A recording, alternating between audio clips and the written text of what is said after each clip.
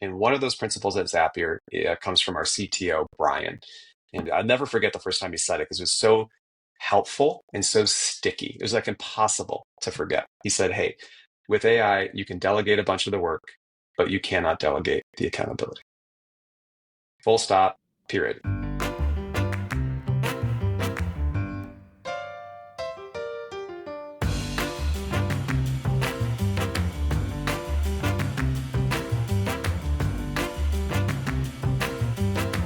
Hey, this is your work friends. I'm Mel Plett. And I'm Francesca Ranieri. And we break down the now and next of work, so you stay ahead. Francesca, how are you today? I had to go to traffic school because I got caught speeding. Can I tell you a little PSA, something I learned at traffic school in Oregon, and I'm sure this is very true for most states. It is illegal for you to be even holding your cell phone. I'm not even talking about texting or checking your phone. I'm talking about just holding your cell phone. Guess how much the ticket is if you get caught holding your cell phone in Oregon? Connecticut has a law like that, so I'm going to go out on a limb and say $1,500. No, you're supposed to undershoot it, so it sounds like mine's like, Oh, yeah, go ahead. 120. No, it is not. It's $1,000. It's $1,000 in Oregon. It's $1,500 in Connecticut. I don't know. I'm just assuming it is because Connecticut's expensive. But I do know Connecticut just also passed a similar law. And I'm like, how the hell am I supposed to turn on my fucking GPS? Sorry for that, Bob. My GPS. Like, what if I need to change direction? That's a lot of money, man. That's a lot of money. A lot of money. I appreciate it because texting and driving is still an issue. I was on 95 and someone was like, I was like, is the person drunk in front of me? They were not even looking at the road text while they were driving on the highway. So I can appreciate it. I appreciate it. I'm a fan. Like, I'm voice to text, all that good stuff. But just holding your phone. Yeah, just holding your phone. Per driving school, texting and driving is the equivalent of driving a full length of a football field blind. I believe it. Yeah. So that. Yeah. Ugh. Are you a better driver?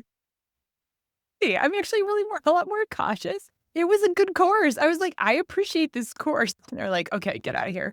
Anyway, yeah. Hey, Evil Knievel. Going over. He's like, do you know how fast you're going? I'm like, nope. He's like, where are you going? I'm like, just home. He's like, you're going like, whoops. Yeah. I just really want to be in my sweatpants. Thank you. We just got off such a delightful conversation.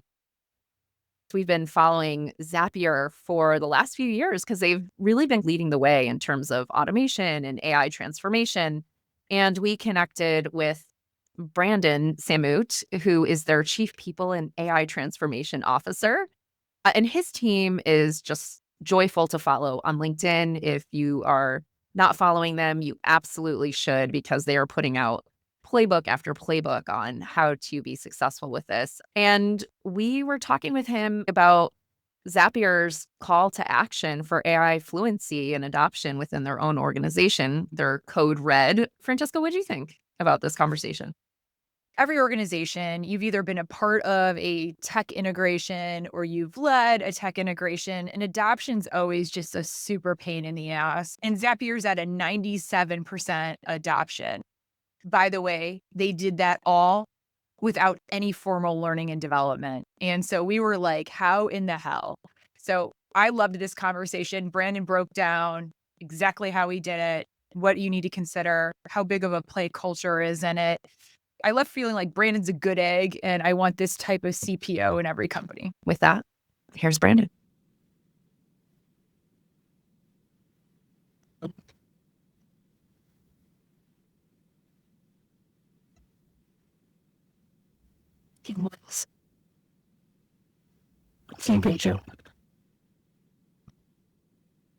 So Zapier's a catalyst for a lot of organizations. I started following you guys a couple years ago. I love what you put out. I love that it's from all levels of the organization. Everyone's involved. Everyone's bought in.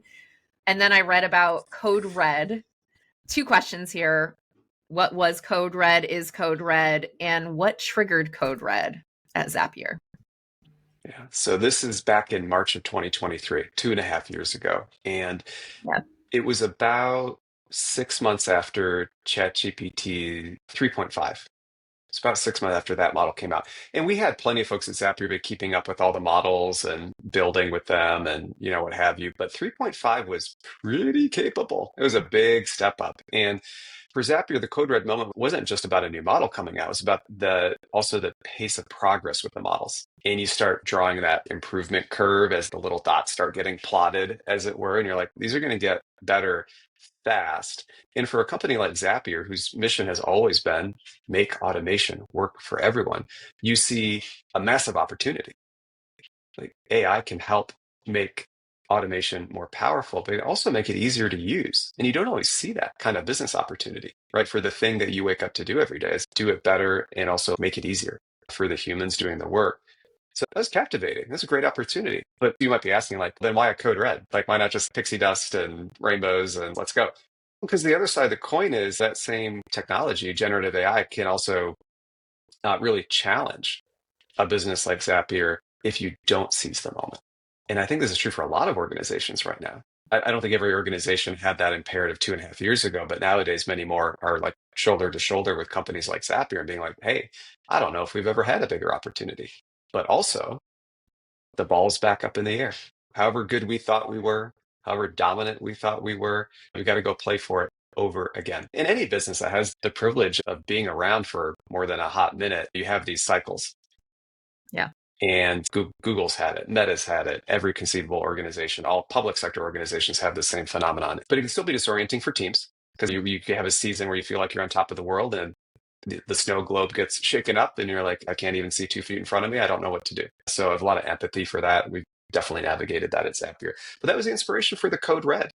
And if I reflect on that 2.5 years later, I have 2 reflections. The first one is it wasn't like totally popular when we published it. There were folks that they're like, this is literally alarmist, calm down. Or I think I see what you're saying, but now I'm nervous and I don't like feeling nervous. And clearly we don't have all the answers, which makes me more nervous. But 2.5 years later, I'm glad we didn't wait for consensus because the consensus was never going to come. We've gotten much more clear on our opportunity and how we're going to go do it. And we've gotten much more aligned as a team over the last 2.5 years about the importance of that and the role that each of us needs to play in it. But the only reason we were able to get to that alignment wasn't by waiting for consensus. It was by being clear and then using that as an anchor point to build alignment. But it's hard to do. Sometimes I think there's a saying, time will tell. We may be wrong about this, but we are not confused. We might be wrong, but we are not confused. And that I think for leadership teams, especially in a moment like this, like time will tell. Right. What we get right and what we get wrong. But the thing we can absolutely influence, and I think we're really accountable to with our teams, is are we being clear? I love that saying because it's like the permission to be wrong. We're all experimenting, but you're very clear on the path and the goal for the org. Like that's super clear. And looking back, I saw the note about the 97% adoption rate. You went from 65%, 77%, 89%, 97% adoption now. What were those 2 repeater moves that actually helped you move those numbers within the organization, even with the skeptics? 2 things in particular. One is anchoring a lot of that day-to-day use on problems that teams already have. Okay. AI it's a method, right? It's a tool, it's a technology, it's a way of having impact. It's not the impact itself. And if we want folks to pick up something and invest in learning a new thing or what have you, that's just like a lot of us. What's the motivation? Rather than tell folks like, you have to do this because I say so, right? Why not say, I think it's important. Leaders need to have a point of view. We need to do our own homework. I actually think the first ingredient in that was we insisted that our exec team got hands on keyboard and did a lot of that initial wayfinding with the team because we started seeing, I was like, oh my gosh, like here's an opportunity to remove toil from my job. And if it can do that for me, it can do that for these people who do similar work on my team. Oh, here's a thing that AI is not yet very good at. So I'm going to share that. So maybe save folks some time elsewhere, or maybe they can figure it out better than I can. Challenge accepted kind of stuff. So I think leading by example, show me greater than tell me type stuff, like that was helpful. And then creating a couple of really easy standardized places where folks could do 2 things. 1, ask questions. So even to this day, we started a Slack channel 2.5 years ago. It's called AI Help Desk. And big or small, it doesn't matter what the question is. It could be around tool use or governance. It could be around like, I just can't get this thing to work. whatever it is, like you drop it in there and you can expect a speedy and helpful response, often from peers. So a lot of peer-to-peer sharing and support in that group. And the second kind of happy path we set up is just a single, simple place for folks to share what they're learning. And that could look like a demo or a retro, whatever the case may be. Something we're working to get better at is like chronicling or archiving like the best of the best, so that someone who joins the company and is, I want to be great at this, or here's a typical issue I have in this job at my last company. I think Zapier probably has a way to do it better. What is it? Like, how quickly can we pattern match our best of the best AI workflows to jobs to be done across the company? I think it's a very common like coordination or extension problem that teams are having right now. But to put a bow on it, leaders have to get hands on keyboard, and also show what you don't know. It's a great way to model experimentation, but it's also a great way to model psychological safety, right? Our execs in the AI help desk channel asking for help too. Yeah, I love that. I just got off of a call with someone who was talking about in this moment, like going back to the speech by Teddy Roosevelt, Man in the Arena, and just having the willingness to try. And so what I love about what you guys are doing is this joint willingness to try together and fail together and learn together. It sounds really powerful. I read something about having this attitude of a default to transparency, which is clear with the examples you just shared. So that's shaping how experiments are being shared and scaled in people operations. When you think about Slack channels and things like that, how is the transparency throughout the organization helping drive things forward? Yeah, Zapier has a value that predates me at Zapier called default to transparency. And sometimes people ask, like, where'd that come from? And I asked about it too when I was getting to know Wade, our founder CEO, and the team before I even joined. And it turns out transparency is a really important ingredient, especially for a highly distributed team. You don't have this received wisdom from the water cooler or happening upon someone in the hallway. Now, I will tell you, most organizations these days of any reasonable size are distributed. Zapier also happens to be remote, but that's not really the point. It's the distribution of the team that makes transparency so important. At my last company, for example, another great company, I was mostly an office-based culture, but we had 13 offices all over the world, all these different time zones. That was a distributed team too. Same problems and opportunities that we have at Zapier, even though everyone at Zapier works from home or wherever. So the transparency piece is just important, like for making sure everyone is on the same page. But it also helps, Mel, like you were saying too, with like other cultural ingredients that turns out are really important. You want to have a culture of psychological safety and experimentation, culture of being able to give and receive constructive feedback. Those all require various forms of transparency as well. The easy part now is actually the logistics of that. No company at this point is short of like pretty powerful, cheap tools to actually deliver on transparency and keeping everyone on the same page, even if the team is very spread out. Is it fair to say transparency, like this core value that existed even before this AI craze, is actually like a key driver to the success of the adoption rate you've even had inside that organization, just that core value? It is. And you just made me think, Mel, of a bit of an analog to something that folks are talking about with AI right now. There's a lot of talk around context windows, really just meaning like how much memory or knowledge, right, can a model or a workflow hold in order to help make great decisions or get work done really well. It's one of the, I think, biggest kind of conundrums or problems to be solved in AI right now, context window. The same thing's true for humans. Just like AI's ability to do work really well or make great decisions is largely dependent on the information it has at its disposal. The same thing's true for the humans too. It's always been that way. And so I think that's part of what transparency helps with, right, is widening the context window and making sure that it is similarly robust for all people, not just some people, right? Not just people who happen to be working in the headquarters, not just senior leaders. Every human in the company should be coming to work to do something really important for the organization every day. And if you really believe that, then you get very interested in making sure everyone has the information they do to be brilliant at their job. Yeah, couldn't agree more.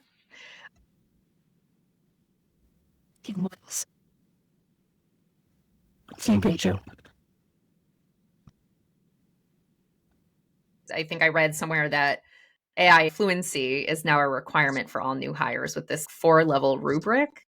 What does that rubric look like? And what does a pass look like in interviews? How do you measure people against that, just knowing it's still early days for everyone? And how do you level people up once they get into the organization? Ooh, what a great question.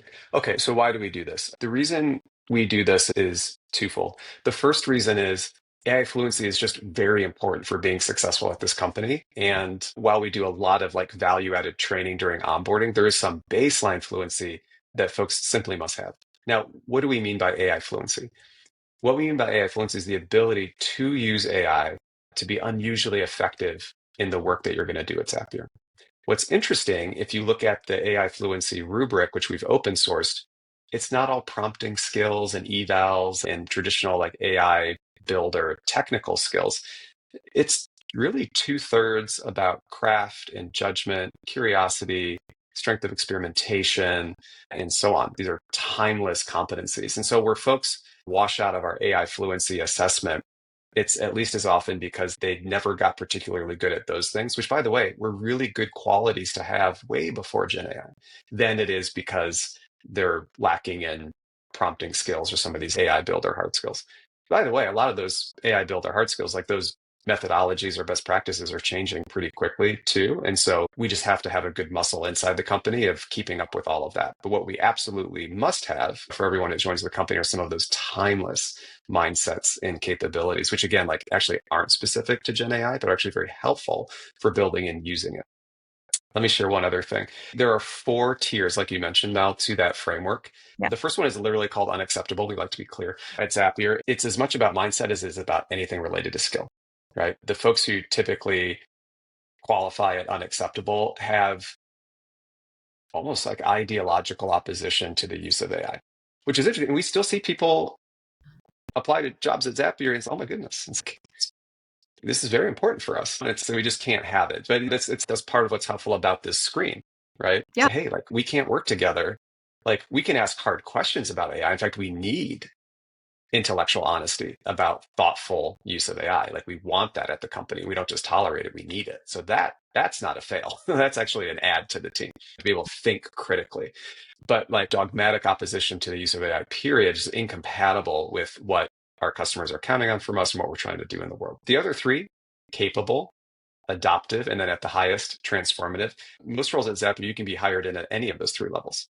There are certain roles in engineering and a couple other places where adoptive, that second to highest, is the floor or the baseline. But for most roles, it's this capable. And capable is really all about experiment with AI. I can share examples of how I've used it. I may not have a lot of examples yet of how it's like measurably improving my or my team's work, but I can share example after example of what I'm trying and what I'm learning and what it's making me think. And I can also share a little bit about how I make decisions about what types of problems I try to solve with AI.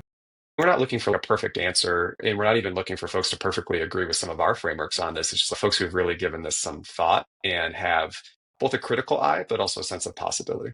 I think it's really important that you have that, and just in terms of knockout, because as you said, like what you're trying to accomplish in the world as a business. So it's important for people to measure that.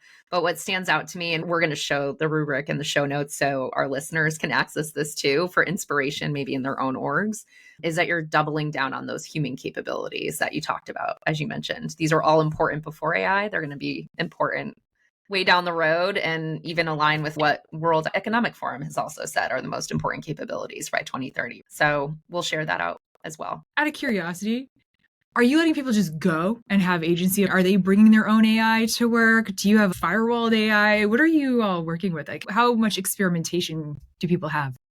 Yeah. Experimentation in a sandbox.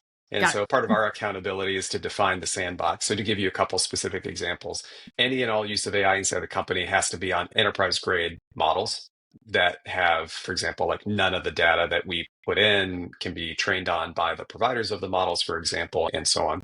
You know, what's interesting too, when procuring a lot of these AI tools, a lot of the procurement guardrails or screens that companies like Zapier have had for years, they apply here too, right? You want to know PII, data, intellectual property. exactly. So it's, you know, none of as long as organizations have strong like data governance and procurement practices in place, like we build on top of those. It's not to say there aren't a couple like eccentricities with AI tools that are worth layering on top, but it's 80% of it was built on the strength of your existing governance and data privacy programs.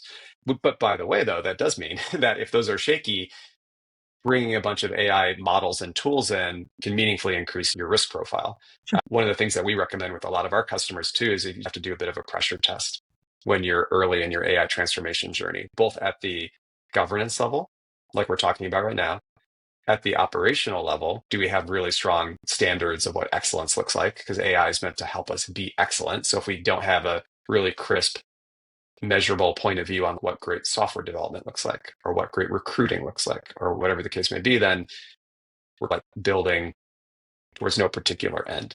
So governance, operations, and then culture. We talked about some of this stuff earlier, right, Mel and Francesca? It's organizations that want to do something big with AI, but don't have high degrees of psychological safety, don't have particularly great cultures of experimentation, aren't yet cultures where people can give or get constructive feedback in every conceivable direction, are going to have a really hard time with this, even if they choose the best models, write big checks, and have great governance policies. Do you think it starts with culture? What do you focus on first? Is it the governance, or is culture really the baseline that has to be addressed to make sure this is successful? I think it's hard to make a lot of meaningful progress without culture. Culture is necessary but not sufficient. All these ingredients are necessary but not sufficient. You need them together. But yeah, my mental model would start with the cultural components. When we were embarking on this, we retuned our engagement surveys to measure some of these ingredients that we've talked about more explicitly. And like any organization that's like more than 20 people, the answer to those questions around culture of experimentation, culture of psychological safety is that it depends. Yeah. Which teams, which geographies, which this, that, and the next thing. The averages are unhelpful.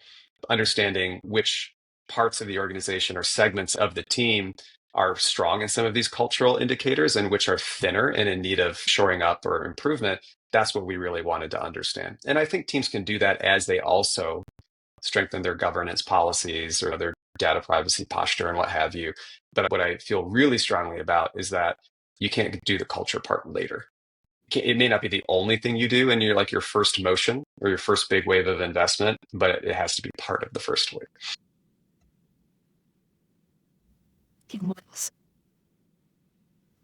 Same page. I'm taken with so many of the people that we're talking to, like CPOs, CHROs.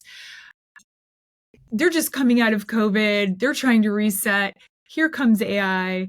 And a lot of folks, maybe under-resourced teams, they're a bit lean. I'm curious about, what did it look like from the HR organization's angle when you did a code red? What was the setup? What was the charter? What was the budget? Big long sob story. How did you get this done through HR?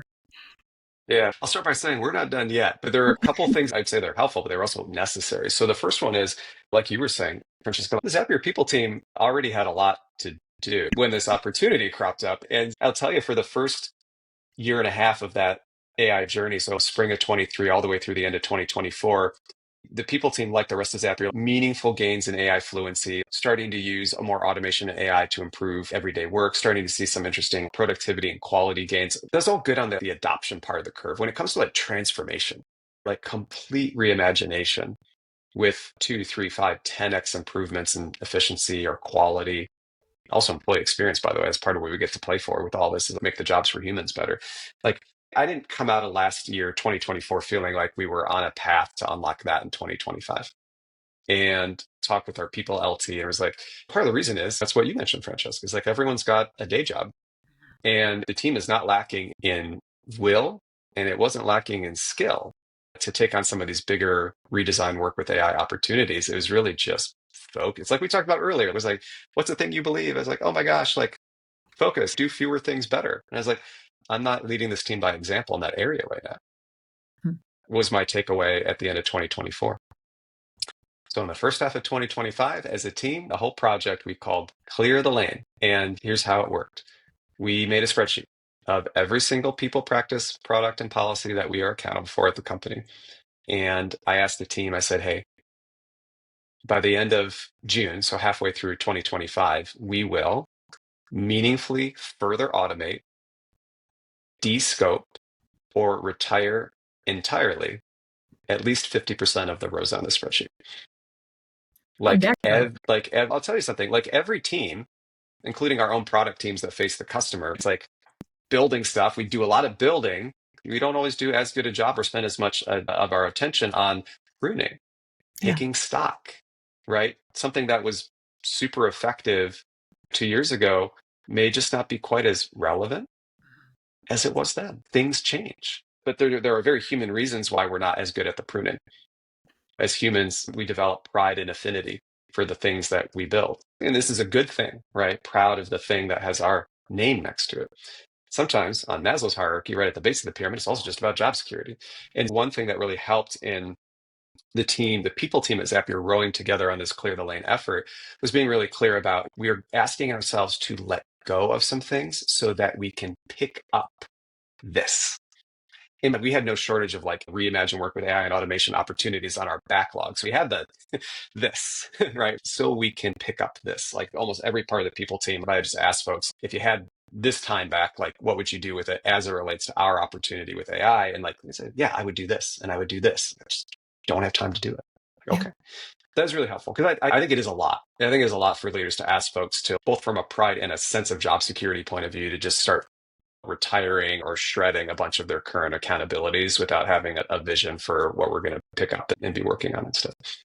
I find it actually really refreshing though, because I am such a big believer in less is more. And I don't frequently see people that don't prune, don't edit, be able to do big transformation work. Most HR teams aren't getting flush with new budget necessarily. So you have to make space for it. I think it comes from the top to say, we are going to make space for it. We are going to make priorities. It doesn't just happen. How do you feel like your team felt about it? As a leader of a team, you never know for sure, right? There's always like some fog in between what you're seeing and hearing and how people truly feel. But best I can do is I ask folks as we're doing the work, I ask folks in skip levels, and then I let what's actually happening be like the ultimate barometer. Because you can feel when you're undertaking something like this clear the lane effort just by the pace of progress and folks' engagement with it, what ratio of like friction versus forward inertia, like wind at your back versus wind at your face. And the overall sensation in the 6-month period when we were doing this was largely wind at our backs.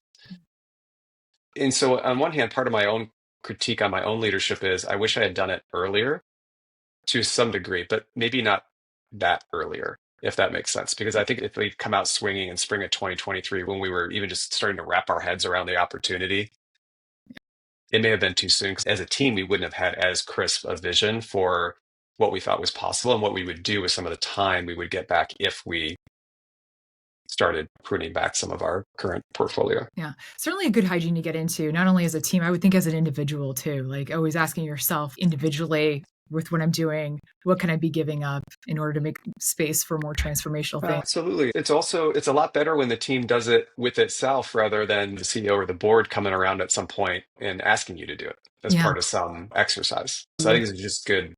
All teams end up doing this. And if we really think about it, like we branded it, clear the lane. But if you think about it, like all teams, including HR teams, they do this over and over again every few years. And the thing that got me thinking about is, do we want to be in charge of our own destiny? Or are we going to wait until someone asks us to do it?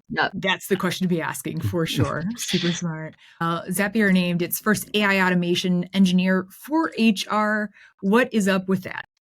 Oh, this is one of my favorite things that's happened this year on this topic. Like anything with AI, we're just like insisting build within an area of need, not just for its own sake. And with our own AI efforts on the people team, now remember, we've done clear the lane. We've created a little bit of elbow room to like take on some of these bigger opportunities. And now the question is, okay, let's build. And it's okay. Like all of our organizations on the people team, we had some pretty skillful builders. And we had some folks that had great ideas, that had great craft, that kind of knew what the pain points were, but didn't have the builder skills to take an idea into production. And it was a very common pattern we saw across the company. And we asked a member of our existing team who was among our most skillful builders to take on this new job, AI automation engineer for HR. And what do? They do one thing and it produces two benefits. There's this concept called forward deployed engineer. It's someone who like really knows how to build stuff, and they come alongside teams, wake up doing that type of thing every day, and they help them see the new way of doing it, and they help them build towards that. Our model of the AI automation engineer is to teach people how to fish.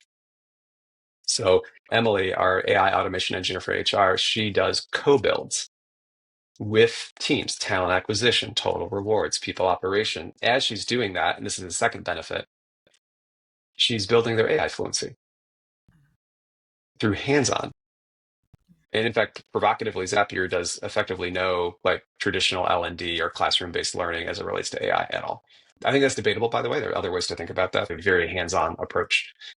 And that's her job. Now, increasingly in her particular area of that job, she also does that with some of our customers, which is a whole other story for another day. But now you have someone at Zapier who was hired as a very talented L&D specialist who now like is learning all of these other parts of the HR shop, is helping customers do the same, is learning about how account teams work, is part of our sales and customer onboarding motion. And it just goes to show you, like, people are capable of so much. Because what makes someone like Emily great as an AI automation engineer, she has 3 superpowers. 1, craft, like we talked about earlier, has worked in and around HR teams long enough to know a lot of the general things we're trying to do in the world and what great looks like. 2, builder skills. She can help translate some of those opportunities, kind of definition of excellence, into automation and AI workflows. And 3, and this one's maybe especially obvious for Emily because she came up from within L&D at Zapier, she's a great teacher and coach. Mm. So when she's doing these co-builds, it's incredible. Like, you would just love it because like she's got the skills, but more importantly, like she really is doing capacity building, leaning on some of her L&D expertise. So that's the AI automation engineer concept. We have 3 more of them coming online in different departments by the end of the year. And different companies are going to call them different things. But I think this particular talent investment is a really nice accelerator because you do end up building things that produce business impact, but you do it in a way that kind of raises the AI fluency floor for the team. Love it. I also love from a career perspective for someone like an Emily too. She's getting RevGen experience, being on the customer side and internally, and all of a sudden we see the evolution of careers look almost more portfolio internally. It's fantastic. I love seeing it. Something that really stands out to me in Zapier's story that's so powerful is you've created this threshold of establishing good habits and hygiene to be successful for any organization. A lot of people are experimenting right now. What advice would you give to an organization that is stuck in what we're calling pilot purgatory? They're just stuck in that testing phase. What would you share with them? What guidance would you give? You made me think of 2 things, Mal. The first is sometimes when we see like pilots not convert, and I'll take off the table for a minute the notion like the pilot's not successful. Like when I hear pilot purgatory, I hear like something that has not definitively been proven not to work, but is somehow not converting into a production grade system that's producing impact. The first place I look is what's the problem we were trying to solve with this? Because sometimes the answer is it wasn't a big enough or urgent enough problem. It was a nice to have, not a must have. And for pilots, like ideally our AI pilots are grounded in a problem to solve that is almost burning platform, if not burning platform. That's thing number 1. I like to go right to the root of what were we trying to do here and like how existential is this for the organization? That's the first one. The second one on pilot purgatory actually does come back to that notion of the AI automation engineer. Sometimes folks just aren't staffed to convert a pilot into a production grade workflow or system, and they need help getting it over the line. It made me think too about that article that came out that was super inflammatory. 97% of AI efforts are failing. And I'm like, how much of that is the tool? Or to your point, are they solving for the wrong problem? Oh, you bet. That was like late summer. And then 2 or 3 months later, you had Wharton's for 3 years in Wharton has co-authored a like AI efficacy study and showed like actually really meaningful initial gains and outcomes through the use of AI. And you like look at that and you're like, how could both of those things be true? And actually, I think those 2 findings are totally compatible with each other. The MIT study was looking at success rate. The Wharton study was speaking largely to the impact of the things that are working. And first of all, I think if 95% we're failing this year, maybe next year it's 85%. I don't think it's ever going to flip. Otherwise, I don't think we're being ambitious enough. Like, I don't want to see a 95% success rate, like pushing the frontier.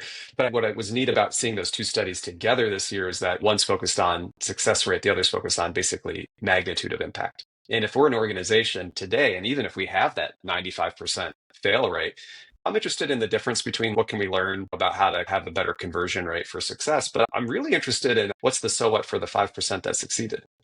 Right. Because if the 5% that succeeded, as our CEO Wade will say about things like this, if the 5% that succeeded changed the color of the sky for our customers or for the company, I pretty quickly forget about the 95%. But it gets back to what we were talking about earlier is when we're making these investments, let's play for things that, if they are successful, would be a really big deal. So one of the things we're always super sensitive about is tech sprawl, tool sprawl, having too much. Like now you have a bunch of Franken tools potentially. And with people building up builders and as people join, what I guess your one rule, your one golden rule that everyone follows to avoid the sprawl with tools Yeah. across the organization? Oh, it's so interesting. I wish we had one on tool sprawl. We have one overarching principle for AI use, which can actually then relates back to this topic, and it's quite helpful, which is, gets to a bigger point too around governance and AI policy. The terms and conditions are the specifics of a AI use guidelines or have you, very important, but they're not a substitute for just like one or two really big ideas that everyone has committed to memory and just like actively uses to make decisions about how they use AI. And one of those principles at Zapier comes from our CTO, Brian.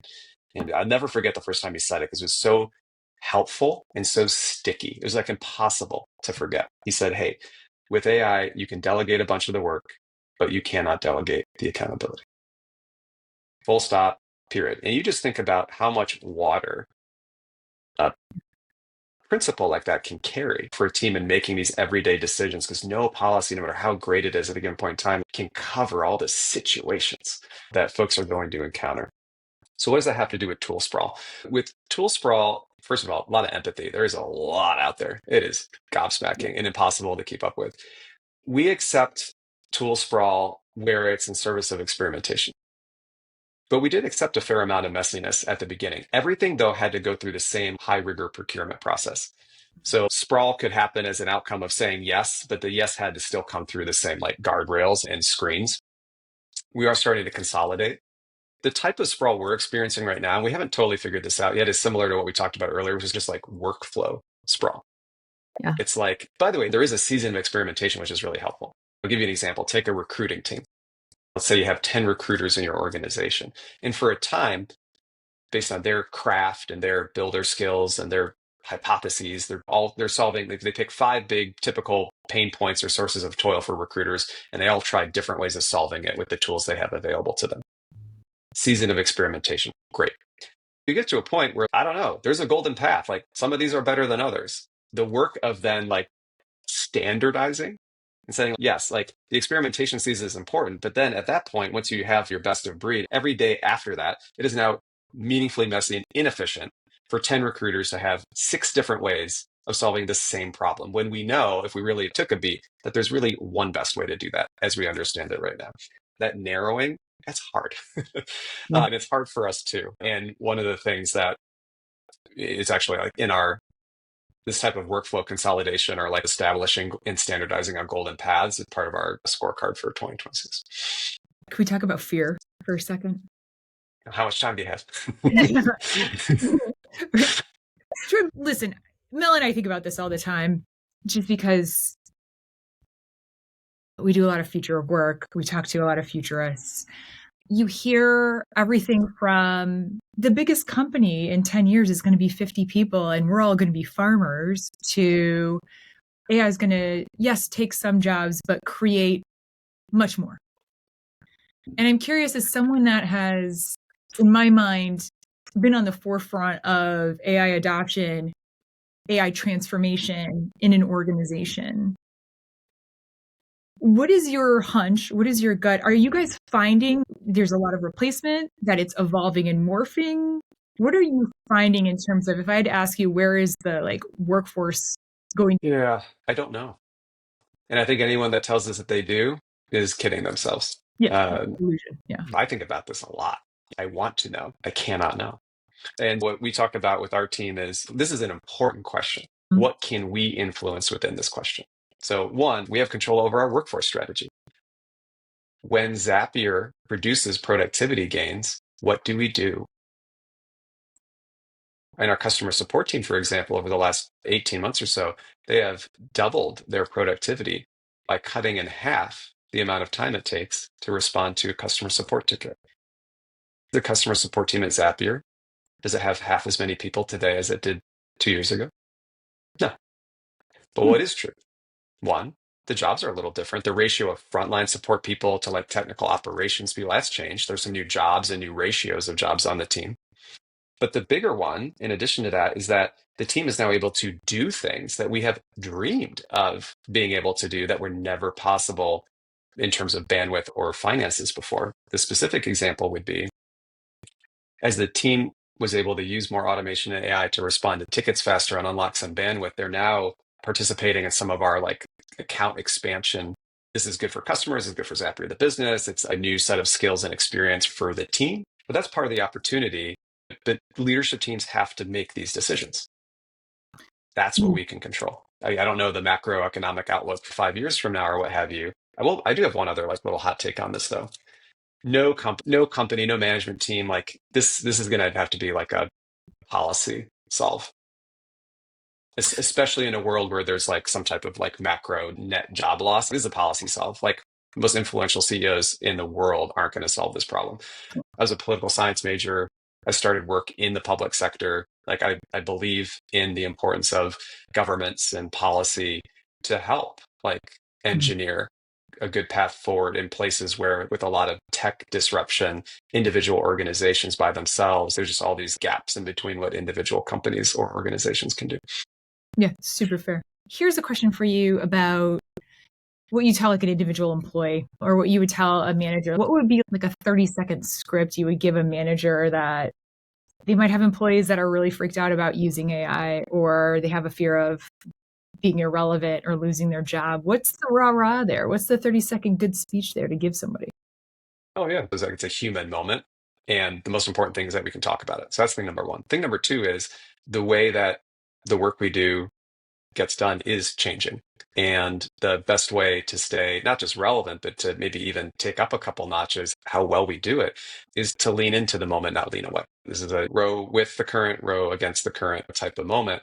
The other thing I would show them is we have a framework for impact with AI at Zapier. And it starts with efficiency, so saving time and money. But there are two other pieces that are just as important. We want to save some time or money where we can. We also want to improve the quality of the work that we do. And we spend a lot of time at work. Like we want to be good at the things that we do. We want the work that we do to have quality. And the third part of that impact framework is employee experience.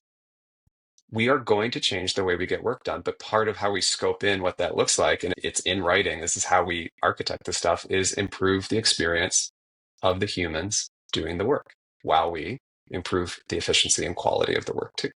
That's what we play for, and we will show ourselves with our words, with our deeds, not just with our words, that this is true. And we have some living examples of this at the company, and that helps. Like it's a virtuous cycle. Like companies need to get their like initial quick wins that demonstrate their intentions, and then I think a lot of this gets more straightforward.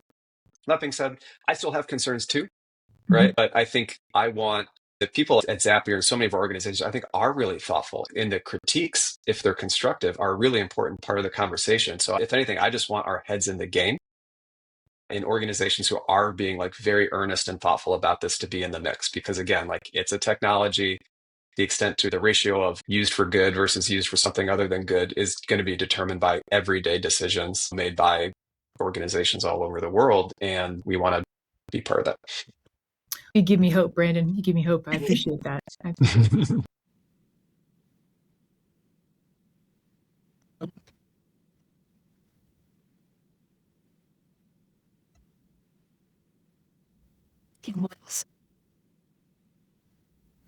you.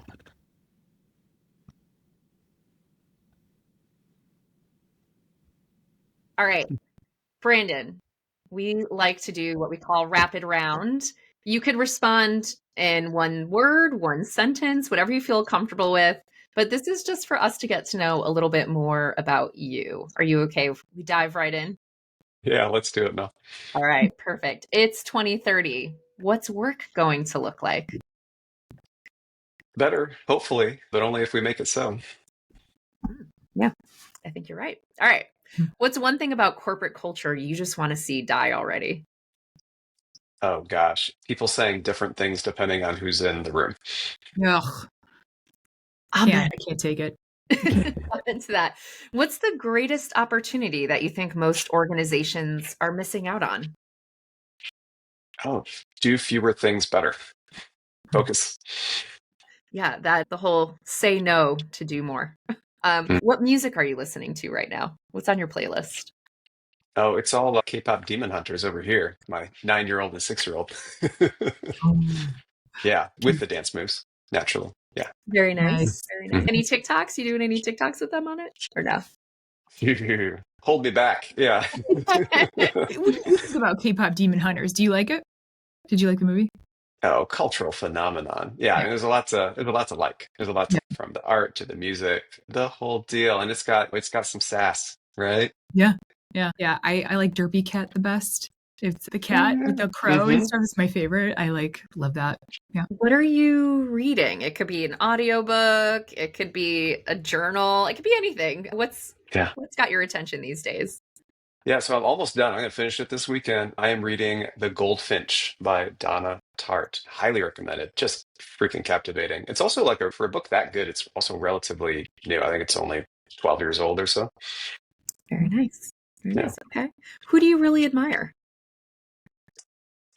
Rather than share like a specific person, I really admire people that work really hard and find joy in the work, even when it's hard. I grew up in and around the Detroit area, and a lot of my family has worked and still does work in some cases in the auto industry. And that's just a hardworking culture where folks still to this day have a lot of pride and a lot of craft in the work, and it shows. And when I see that at work, even with my own team, like it stands out too, and it's a fun environment to be around. Yeah, there's nothing like liking what you do and just I feeling know. energized by it. How Yeah. novel. I know. Yeah. I wish it were more common. Yeah. Same. What's one piece of advice, maybe something you received or just something you've learned along the way that you wish everyone would know? One of the best pieces of received wisdom I ever got was when you wake up in the morning and you look at your day, to the extent that you can logistically, do the hardest thing first. Yeah. Smart. Otherwise, it's the can that always gets kicked. You're like, let me Isn't know. that the truth? We've all done it, me included. Yeah, same. What's one thing you know today that you wish your team knew a year ago that you can share with anyone else who might just be starting out? My optimism for how quickly folks can pick up some of these new ways of working is meaningfully greater today than it was a year ago, just because I've seen so many more examples of it. And I'm also seeing what it means for people, like how much more like capable, powerful, proud you can be of your work when you can do it in some of the ways that we're starting to see. So that would be my parting thought.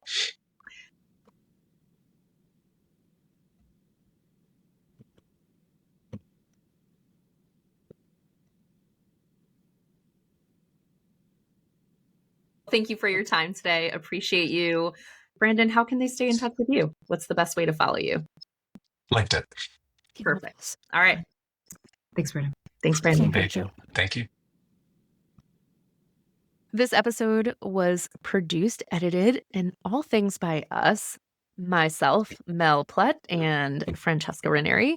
Our music is by Pink Zebra. And if you loved this conversation and you want to contribute your thoughts with us, please do. You can visit us at yourworkfriends.com. But you can also join us over on LinkedIn, join us in the socials. And if you like this and you've benefited from this episode and you think someone else can benefit from this episode, please rate and subscribe. We'd really appreciate it. That helps keep us going. Take care, friends. All right. Bye, friends. Bye, friend.